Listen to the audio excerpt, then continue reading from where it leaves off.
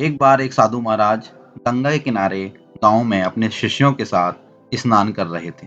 तभी एक राहगीर आया और उसने पूछा, महाराज इस गांव में कैसे लोग रहते हैं?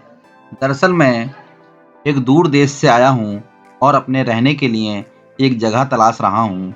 अगर इस गांव के लोग अच्छे हों तो मैं इस गांव में रहने की जगह लेकर यहीं रहना चाहता हूँ। महाराज बोले, जहाँ तुम अभी रहते हो वहाँ किस तरह के लोग रहते हैं? वहाँ के लोगों का व्यवहार कैसा है? राहगीर ने कहा कि महाराज ये मत पूछिए, वहाँ तो एक से बढ़कर एक कपटी और दुष्ट और बुरे स्वभाव के लोग बसे हुए हैं। राहगीर बड़े गुस्से में वहाँ के लोगों की बुराई करते हुए महाराज से बता रहा था। महाराज बोले, इस गांव में भी बिल्कुल उसी तरह के लोग रहते हैं, कपटी, दुष्ट और बुरे स्वभाव के। जहाँ से तुम छोड़कर आए हो उसी तरह के लोग इस गांव में रहते हैं। जब राहगीर ने महाराज की बात सुनी तो ये सुनकर राहगीर आगे चल पड़ा। कुछ ही समय बीता था कि एक दूसरा राहगीर वहां से गुजरा। उसने भी स्नान करते हुए महाराज से वही प्रश्न पूछा कि महाराज मैं एक दूर स्थान से आया हूँ और अपने रहने के लिए एक जगह तलाश रहा हूँ। आप मुझे बताएंगे कि इस गांव में किस तरह के लोग रहते हैं? महाराज ने उससे भी यही कहा, जहाँ से तुम आए हो वहाँ किस प्रकार के लोग रहते हैं, वहाँ के लोगों का स्वभाव कैसा है?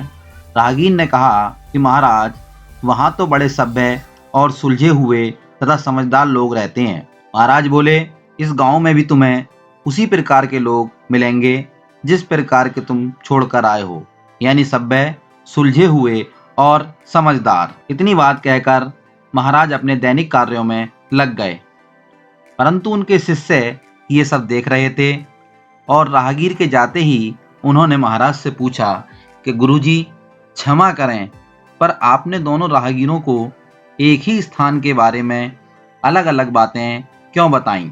महाराज ने गंभीरता से कहा कि शिष्यों, आमतौर पर हम चीज़ों को वैसे नहीं देखते जैसी वे हैं, बल्कि उन्हें हम ऐसे देखते हैं जैसे कि हम खुद हैं। हर जगह हर प्रकार के लोग रहते हैं, परंतु ये हम पर निर्भर करता है कि हम किस तरह के लोगों को देखना और समझना चाहते हैं। हम जैसे होते हैं हम दूसरों में भी वैसे ही गुण देखते हैं। यदि हम अच्छे हैं तो दूसरों में भी अच्छाई दिखाई देगी, परंतु यदि हम बुरे हैं तो दूसरों में हमें ठीक उसी प्रकार बुराई दिखाई देती है जिस प्रकार के हम स्वयं हैं।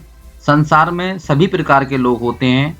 ये हमारे ऊपर निर्भर करता है कि हम किस तरह के लोगों को देखना और समझना चाहते हैं। शिष्यों ने महाराज की बात समझ ली थी और आगे से उन्होंने जीवन में सिर्फ अच्छाइयों पर ही ध्यान केंद्रित करने का निश्चय किया। इस कहानी से हमें शिक्षा मिलती है कि हम जैसे हैं वैसे ही दूसरों को समझेंगे। यदि हम कपटी हैं तो दूसरे को भी कपटी समझेंगे, और यदि हमारे अंदर समझ है तो हम दूसरे को भी समझदार ही समझेंगे।